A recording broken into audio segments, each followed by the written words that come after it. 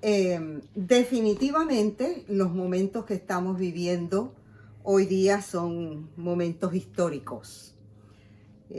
Hablando muchas veces con mi esposo, hemos discutido que nunca en nuestra vida pensamos que viviríamos una época, una situación como la que estamos viviendo ahora, ¿verdad? Mis padres me contaron de cosas difíciles y tragedias grandes que hubo cuando ellos eran pequeños, pero nada se compara a lo que estamos viviendo hoy.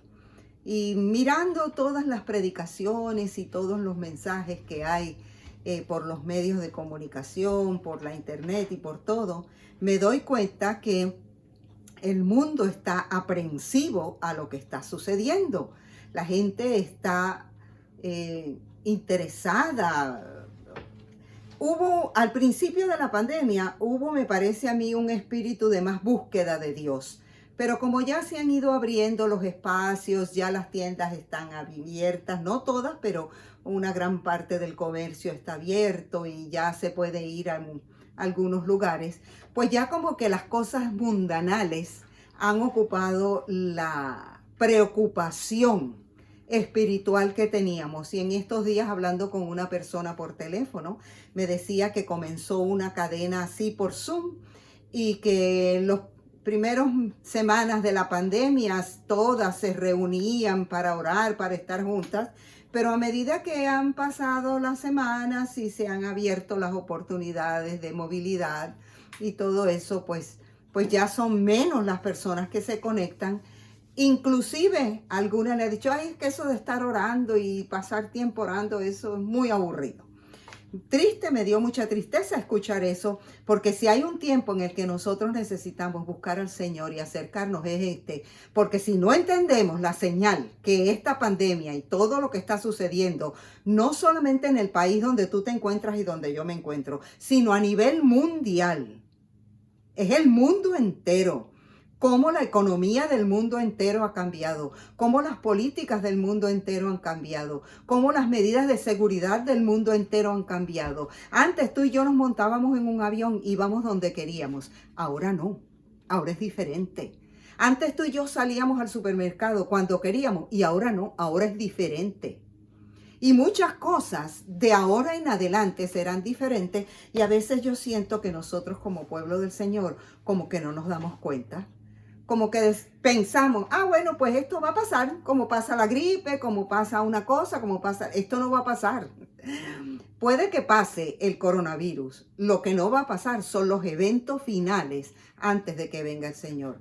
Cada vez vamos a ver más cosas que afectan al mundo entero y que nos afectan a ti y a mí, que vivimos en este planeta Tierra pecaminoso, y que en cualquier momento los cielos se abrirán y veremos a Jesús venir por nosotros para acabar con todo este desastre que hay aquí abajo. Así que me contento que ustedes, hermanos, allí en su iglesia, en su grupo, donde quiera se encuentren, están buscando al Señor, y no dejemos de hacerlo, porque nosotros somos un pueblo que conocemos muy bien las señales. Y eso es bueno, pero también es peligroso.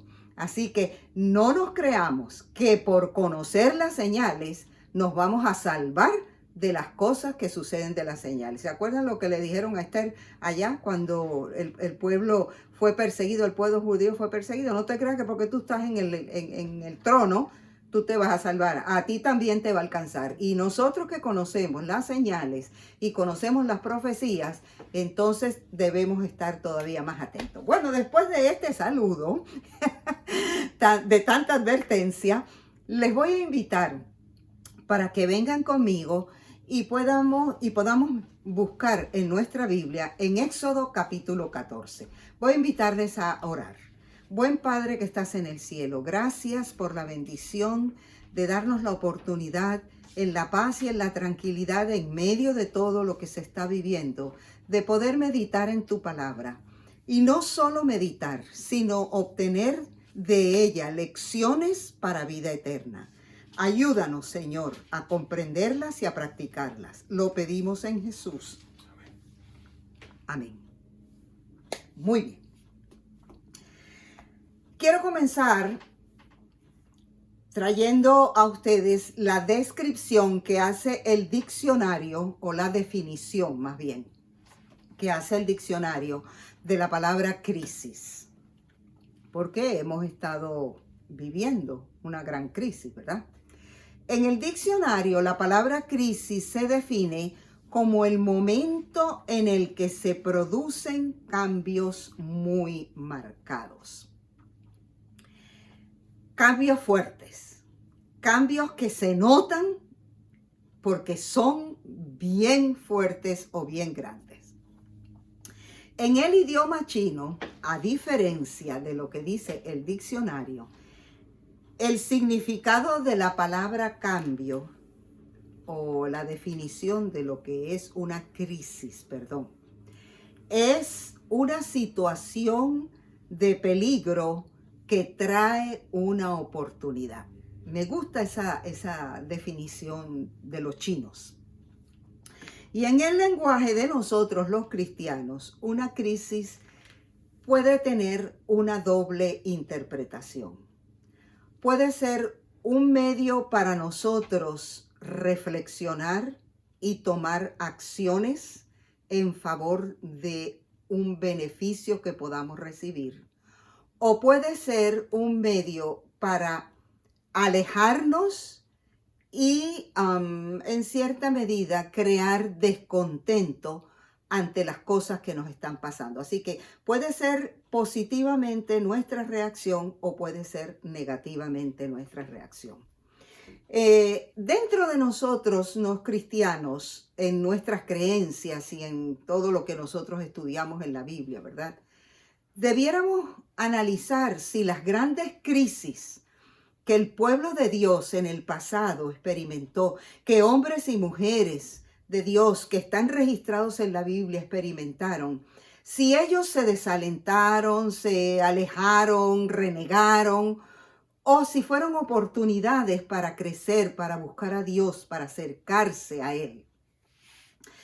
Voy a traer a la memoria de ustedes algunos personajes bíblicos que desde el comienzo de nuestra Biblia nosotros encontramos allí. ¿Se acuerdan de Adán y Eva? ¿Cómo no se van a acordar? Si fueron los primeros seres creados perfectos por Dios, ubicados en un mundo que no había ningún tipo de peligro para las crisis, pero vino una crisis.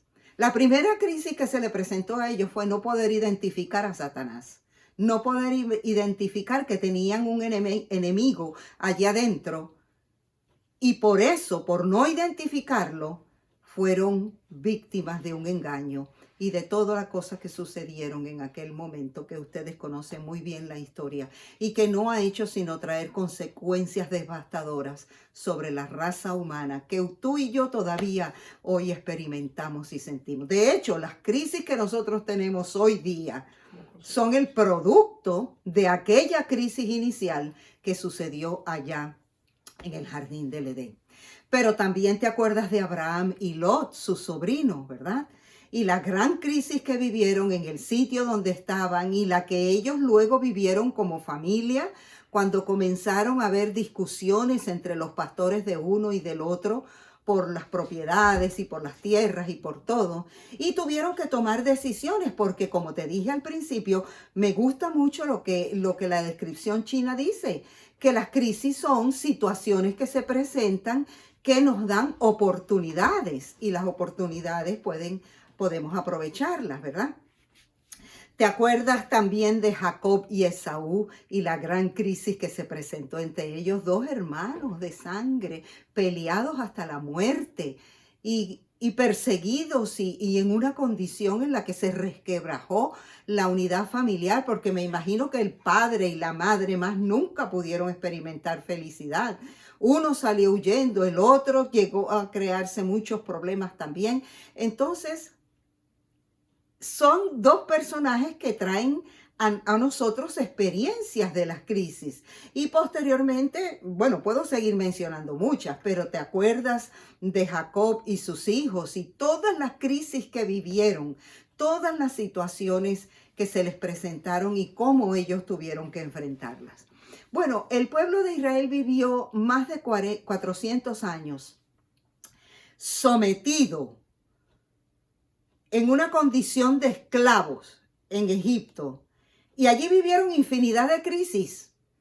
Pero lo que me hizo pensar cuando estaba repasando este tema es que tantos años en crisis, los llevaron como que a acostumbrarse de las crisis. Como que llegó un momento en que vivir en crisis, vivir en esclavitud, bueno, pues si eso es lo que hemos vivido por tantos años, de generación en generación, porque tuvieron que pasar unas cuantas generaciones, ¿verdad? En 400 años se murieron unos, murieron esclavos, nunca conocieron la libertad. Entonces, hay el peligro también de que ante las crisis nosotros nos acostumbremos a mirarlas como que, bueno, pues así son y así son. Y les dije que íbamos a estudiar un poco en el libro de Éxodo, en el capítulo 14, porque allí me quiero referir a una de las grandes crisis que se le presentó al pueblo de Israel una vez que fue liberado de la esclavitud de Egipto. Si buscamos en el capítulo 12, de allí mismo de Éxodo, encontramos en el capítulo 12 que nos dice, a partir del versículo 37, los israelitas, Éxodo 12, 37, los israelitas partieron de Ramses en dirección a Sucot. Advierto, estoy leyendo de la Nueva Versión Internacional, así que van a escuchar algunas palabritas que son diferentes, pero con el mismo sentido. Sin contar a las mujeres y a los niños, eran unos 600,000 hombres de a pie. Con ellos salió también gente de toda la haya y grandes manadas de ganado, tanto de ovejas como de vacas. O sea, imaginémonos esta situación. Es una cantidad de gente saliendo de allí, más de 600, o sea, si eran 600,000 hombres, y supongamos que, bueno, si cada uno era casado, cosa que no creo que fuera así, pues imagínate, por 2, más si cada uno tenía un niño, por lo menos, pues por 3. Yo creo que era más de 1,000,000 de personas. Muy bien. Con la masa que sacaron de Egipto, cocieron panes sin levadura, pues la masa aún no había fermentado. O sea, ¿te acuerdas que salieron en apuro, en afán? En el versículo 40 dice, los israelitas habían vivido en Egipto 430 años de esclavitud y de crisis permanentes. Precisamente el día en que se cumplían los 430 años, todos los escuadrones del Señor salieron de Egipto. O sea, ese fue un cumpleaños. El día del cumpleaños salieron. Aquella noche el Señor la pasó en vela para sacar de Egipto a los israelitas. O sea, en el vocabulario de nosotros se trasnochó Dios con ellos esa noche. Por eso también las generaciones futuras de los israelitas deben pasar esa noche en vela en honor del Señor. Bueno, aquí está el cuadro. Sale toda esa multitud con todo lo que tenían, con todo lo que le dieron los egipcios y se fueron. Y vámonos al capítulo 13. En el capítulo 13, en el versículo 17, encontramos otra referencia que nos va a ir poquito a poco, ubicando en el marco central. Porque lo que pasa a veces con nosotros es que leemos estos capítulos y nos olvidamos de que en la Biblia todo está conectado. Todo va una cosa detrás de la otra, ¿no? Como lo estamos estudiando en la lección de escuela sabática, todos esos incidentes nos van enseñando cosas que van a suceder. Así que salió toda esa gente. En el capítulo 13, versículo 17 dice, cuando el faraón dejó salir a los israelitas, Dios no los llevó por el camino que atraviesa la tierra de los filisteos, que era el más corto. ¿Y por qué Dios hizo eso? Porque no los llevó por ahí para que finalmente pudieran avanzar y llegar a su destino final. El versículo no los contesta. Pues pensó, y acuérdate que Dios piensa mejor que todos nosotros, si se les presentara batalla, podrían cambiar de idea y regresar a Egipto. Acuérdate que este pueblo no era un pueblo guerrero. Ellos trabajaban haciendo ladrillos, trabajaban con el ganado, trabajaban en distintas labores agrícolas, pero ellos no eran gente de pelea, no eran soldados, no pertenecieron a ningún batallón. Entonces, por eso les hizo dar un rodeo por el camino del desierto en dirección al Mar Rojo. O sea, pensando en que ellos no estaban equipados para presentar una batalla y conociendo de antemano cómo conoce Dios, cómo nosotros reaccionamos ante las situaciones difíciles, dice, mejor me los llevo por aquí, por este lado, porque también había detrás de eso no solo una medida de protección, sino también un plan. ¿Y un plan para qué? Lo vamos a ver muy pronto para qué era ese plan. Así que los israelitas, dice en el versículo 20, partieron de Sucot y acamparon en Etam, donde comienza el desierto. Y allí nos describe que de día había una nube que los guiaba y los protegía del sol, y de noche había una columna de fuego que los alumbraba y los protegía de los peligros de la noche, porque acuérdate que estaban para entrar en el desierto, y el desierto tiene de por sí sus peligros. Ahora vamos a ver dónde estuvo la primera gran crisis que este pueblo tuvo que enfrentar. Capítulo 14. El Señor habló a Moisés y le dijo, ordénale a los israelitas que regresen y acampen frente a Pi-Hahirot, entre Migdol y el mar. Que acampen junto al mar frente a Baal-Zephón. El faraón va a pensar, los israelitas andan perdidos en esta tierra. El desierto los tiene acorralados. Fíjate que Dios le dice a Moisés que eso es lo que el faraón va a pensar. Lo que el faraón, no te olvides de eso, ¿ok? Yo, por mi parte, endureceré el corazón del faraón para que él los persiga.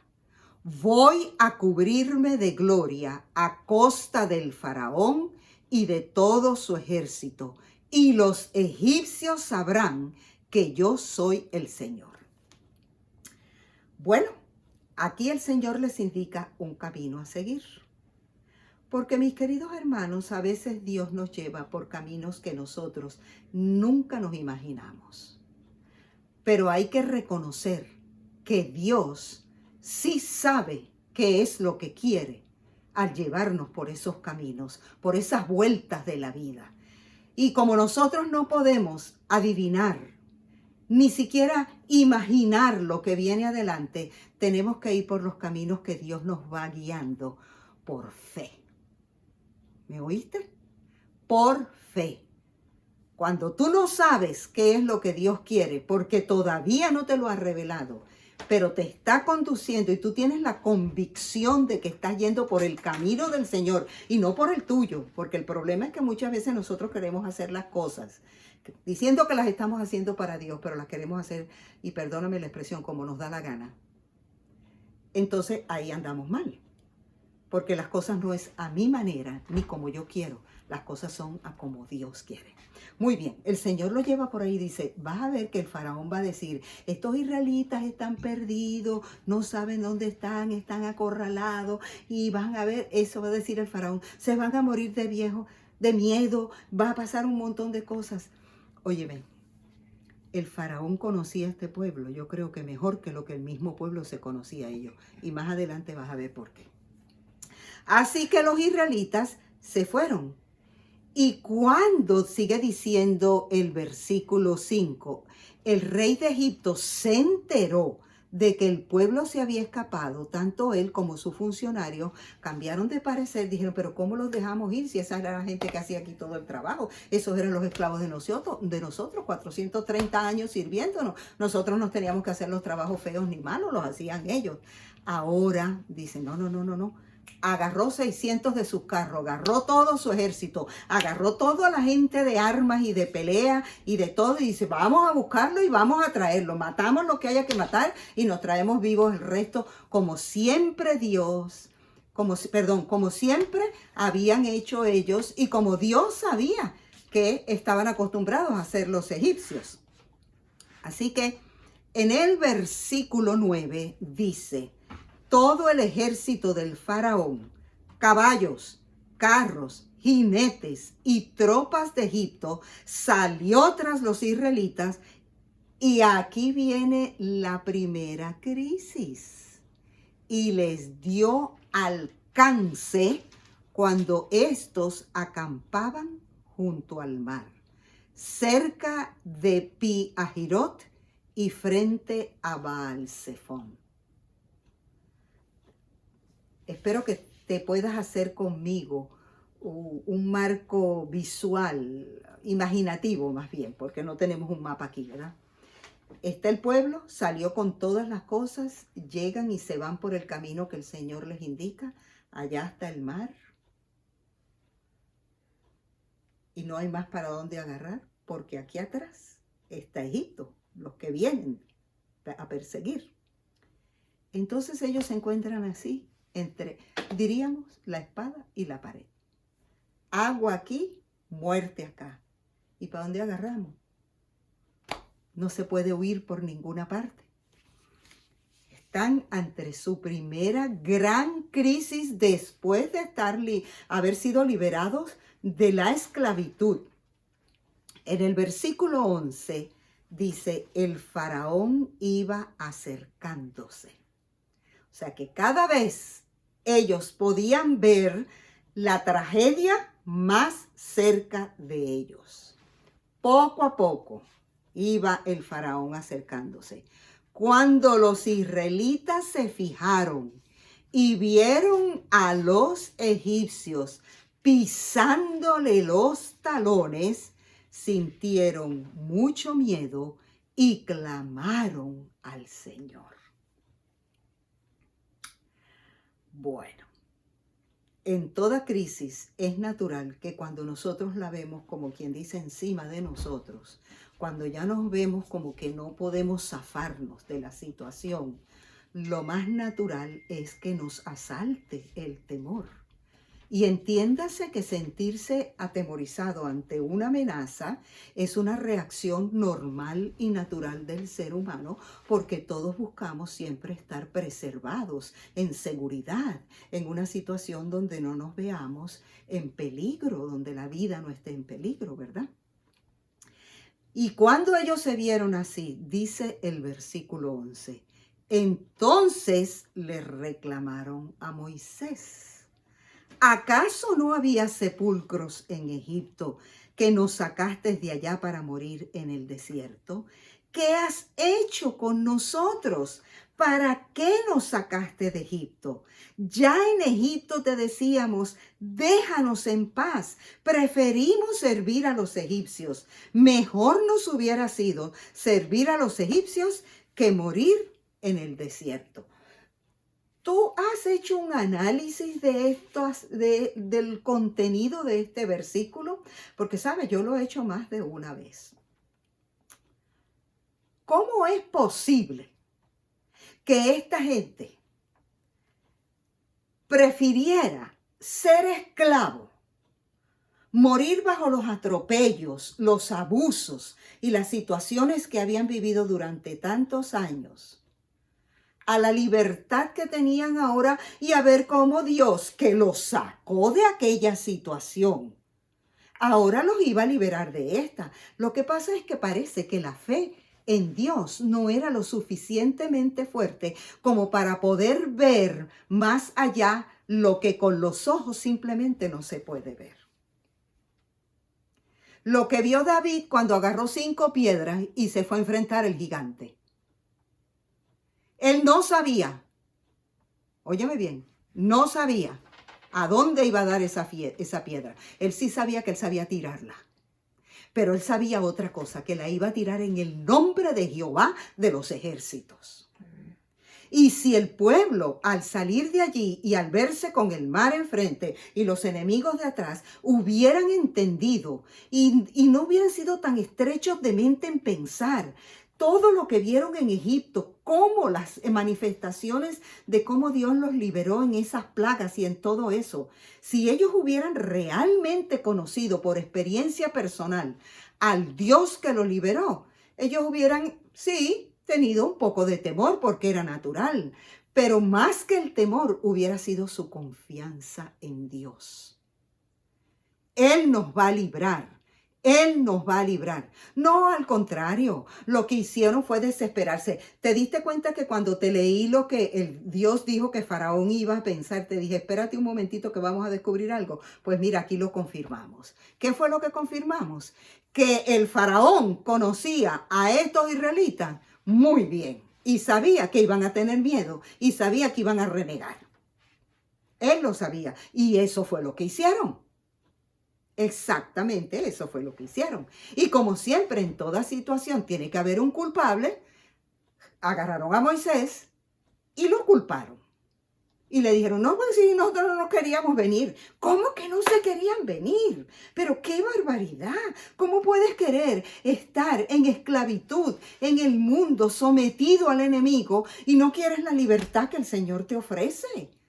Bueno, pues parece que esa condición del pueblo de Israel de aquel tiempo todavía algunas personas la siguen experimentando hoy. Prefieren estar esclavizados con el mundo, esclavizados con los placeres mundanales y no sometidos a la voluntad de Dios y dirigidos por Él, aun cuando las circunstancias que les toque enfrentar no sean las mejores y las más provisorias. Pero recordando siempre que cuando Dios te lleva por un camino es porque al final de ese camino te espera la bendición que Él te quiere entregar. Bueno, le reclaman todo esto a Moisés. ¿Y qué les dice Moisés en el versículo 13? Ven conmigo al versículo 13. No tengan miedo, les respondió Moisés. Mantengan sus posiciones, que hoy mismo serán testigos de la salvación que el Señor realizará en favor de ustedes. Y a estos egipcios que hoy ven, aquí hay una declaración que si tú no la tienes subrayada, subráyala. Jamás, oye bien, jamás volverán a verlos. No es que dentro de 2 años, no, es jamás, punto, jamás. Moisés no sabía que todos esos israelitas, egipcios que venían ahí atrás, él no sabía que todos se iban a hundir. Pero él sí sabía que Dios los estaba dirigiendo y que algo Dios iba a hacer. Porque Moisés no era de los que preguntaban, ¿y cómo lo vas a hacer? ¿Y qué será lo que Dios va a hacer? ¿Y cuándo será que Dios lo va a hacer? No, Moisés tenía plena confianza en Dios. Con razón está donde está. Con razón está donde está. Porque no dudó jamás. Tampoco preguntó, Señor, a ver, ¿será que? Déjame anotar aquí las cosas. No. Fue una obediencia completa. Y la única falla que tuvo, pobrecito, a causa de la presión en que vivió, le costó. Pero igual, nunca dejó de confiar en el Señor. Así que les digo, eso es lo que tienen que hacer. No tengan miedo. Primera estrategia, ante una crisis, no te vuelvas desesperado, no te vuelvas desesperada, no te angusties, no. Bueno, y ahora esta pandemia, ¿y qué será? Por ahí dicen que 7 de cada 10 se van a enfermar y no sé cuántos se van a morir. Bueno, pues sí, si eso tiene que ser así y Dios así lo permite, pues la pregunta es, bueno, ok, Dios tiene la última palabra. Y si yo creo que Dios tiene la última palabra, yo creo, y si creo, voy a hacer lo segundo que le dijo Moisés. Ok, quédense quietos, porque nosotros no tenemos que echarle ninguna ayudadita a Dios. Él sabe cómo va a hacer las cosas. Quédense quietos. El Señor presentará batalla por ustedes. No tengan miedo, quédense quietos. El segundo paso, anótalo ante las crisis. No tengan miedo, Puede que te asustes un poquito, pero no te vas a paralizar ni nada. Quédate quieto. ¿Por qué? Porque para ver cómo Dios trabaja, tú tienes que estar quieto. Y en la quietud, tú ejerces confianza en el plan de Dios. Y el tercer paso está allí en el versículo 15. El Señor le dijo a Moisés, ¿por qué claman a mí? Ordénale a los israelitas que marchen, que se pongan en marcha, que sigan para adelante. No temas, quédate quieto, marcha. 3 acciones ante una crisis. Y nosotros conocemos la historia. Nosotros sabemos lo que sucedió. Ellos pudieron darse cuenta cómo Dios abrió el mar. Moisés alzó su vara como le dijo Dios, porque las cosas vienen de arriba. Las cosas siempre tienen que venir de arriba. El Señor le dijo a Moisés, agarra tu vara y levántala hacia arriba, hacia el cielo, hacia donde estaba Dios, que era el que iba a dar la orden de abrir ese mar, porque la vara de Moisés no tenía ningún poder. El poder venía de arriba, venía de Dios. Y así nosotros podemos ver cómo el pueblo cruzó y cómo siguieron su camino hacia la tierra que el Señor les había prometido. Pero hermanos, en el libro de Éxodo, en el libro de Números y en Deuteronomios y en esos primeros 5 libros de la Biblia, los que se llaman el Pentateuco, nosotros vemos una y otra vez al pueblo de Israel atravesando crisis en la larga travesía. ¿Por qué? Porque, hermanos, hasta que estemos en el reino de los cielos con el Señor, de este lado de la tierra, nosotros vamos a tener que enfrentar crisis. ¿Quién iba a imaginarse que iba a suceder lo que sucedió? ¿Quién iba a imaginarse esta pandemia? ¿Quién iba a imaginarse que íbamos a tener que sacar a los muchachos de la escuela y convertir la casa en escuela? ¿Quién iba a imaginarse que los trabajos de las oficinas, de las empresas, de las grandes compañías iban a tener que hacerse por casa? ¿Quién iba a imaginarse que los restaurantes iban a estar cerrados y la gente no iba a poder ir? ¿Quién iba a imaginarse que las tiendas y muchas de las lugares donde nosotros podíamos satisfacer algunas de nuestras necesidades o nuestras necesidades iban a estar prohibidas de ir? ¿Quién iba a imaginarse que yo no iba a poder recibir un abrazo de mis nietos, de mis hijos, de mis vecinos? ¿Quién? Nunca, nadie se lo imaginó. ¿Y quién puede imaginarse lo que viene después?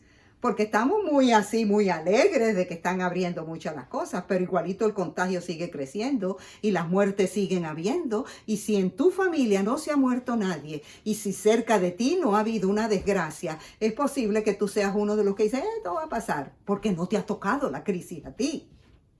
Pero si te hubiera tocado, tú tuvieras más aprehensión y estuvieras buscando más de Dios, porque sabes lo que ese dolor significa y lo que esa amenaza significa.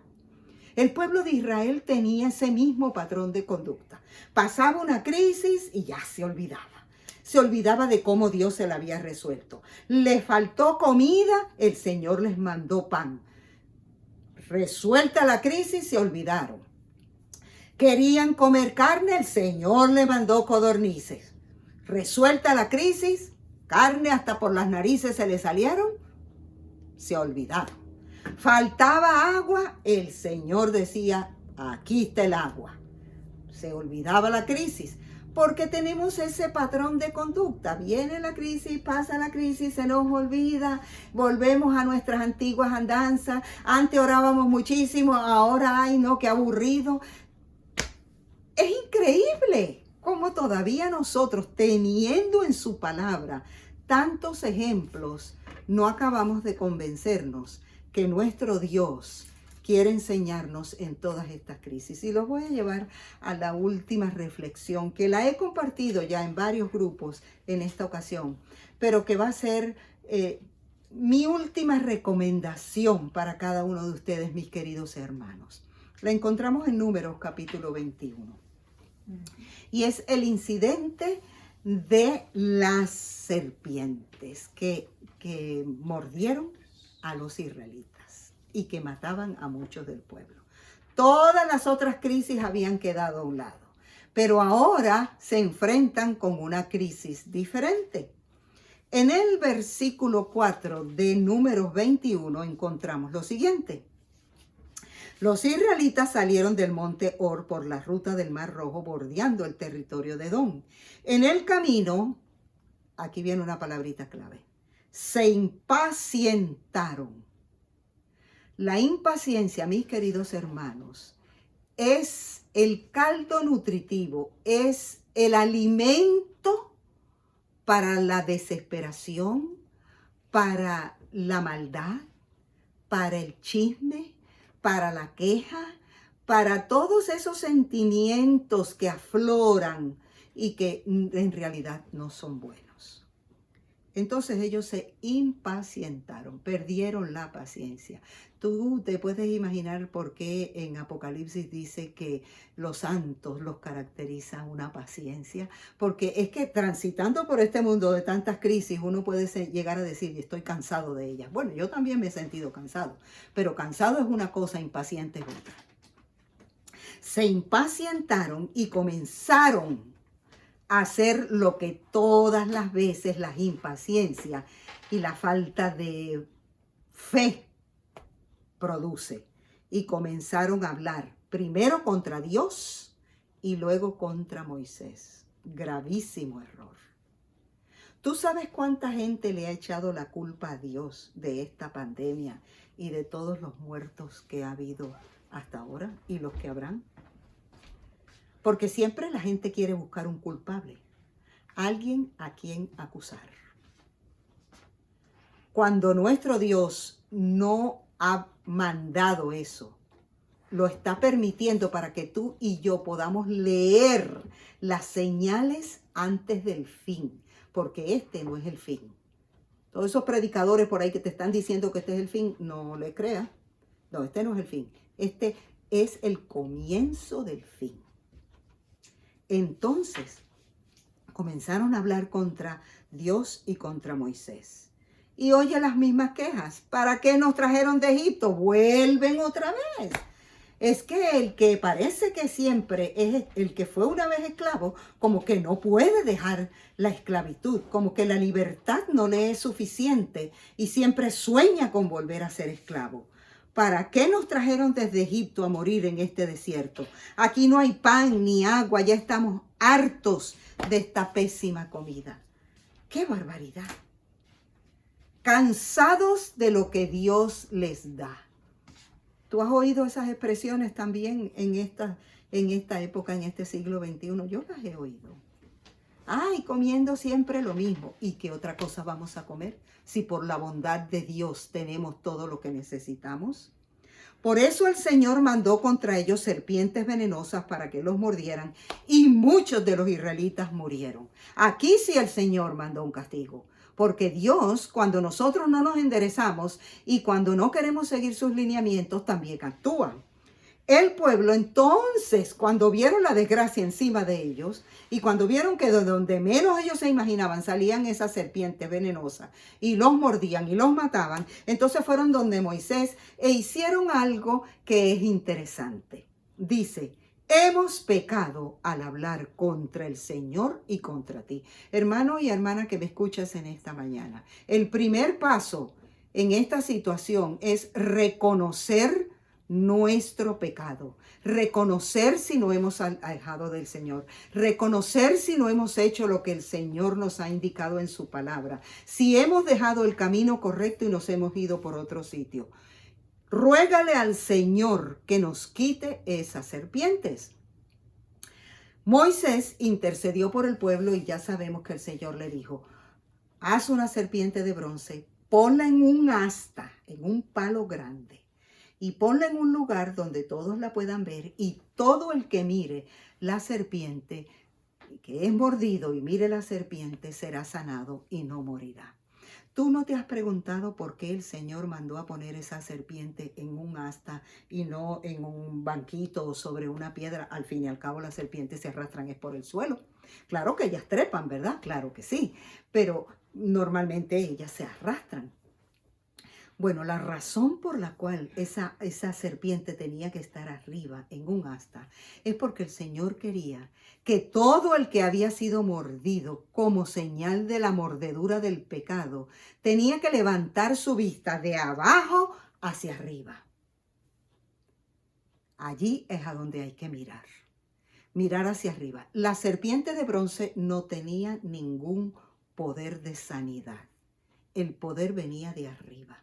Y una vez que una persona miraba a esa serpiente, miraba hacia arriba, esa mirada de fe hacia arriba, de donde viene nuestra salvación, de donde vendrá Jesús nuestro Salvador, eso era lo que le daba la fortaleza y le garantizaba la vida para no morir por la mordedura del pecado y de la serpiente. Y hoy día, mi querido hermano y mi querida hermana, yo quiero recordarte al terminar que es con nuestros ojos puestos arriba, nuestros ojos fijos en Jesús, como dice el canto que tantas veces entonamos en nuestras iglesias y en nuestros cultos personales. Fija tus ojos en Cristo, tan lleno de gracia y amor, porque cuando nuestros ojos sean fijados allá arriba, entonces lo terrenal sin valor será. Entonces todas las crisis que tú y yo tengamos que enfrentar en esta tierra hasta que venga nuestro Salvador y nos lleve a vivir con Él en la patria celestial, podremos enfrentarlas sin miedo, esperando pacientemente y moviéndonos hacia donde Dios quiere que nos movamos con nuestra vista puesta en el cielo. Que el Señor nos ayude, que el Señor nos inspire y que podamos, a través de estas experiencias registradas en la Biblia, entender que muy pronto el Señor vendrá por nosotros y disfrutaremos de un mundo sin conflictos ni problemas. Vamos a orar. Padre eterno, gracias porque en tu palabra están todos estos ejemplos, todas estas caídas, todas estas levantadas y todas estas recomendaciones de lo que tenemos que hacer mientras aguardamos el maravilloso momento del regreso de Jesús. Señor, no podemos predecir las tragedias, pero sí podemos vivirlas tomados de tu mano, con nuestros ojos puestos en Cristo Jesús, el autor y consumador de nuestra fe. Guíanos, Señor, guárdanos del mal y ayúdanos a confiar plenamente en tus promesas, porque pronto queremos verte. Lo pedimos con el perdón de nuestras faltas y nuestros pecados en el nombre de Jesús. Amén.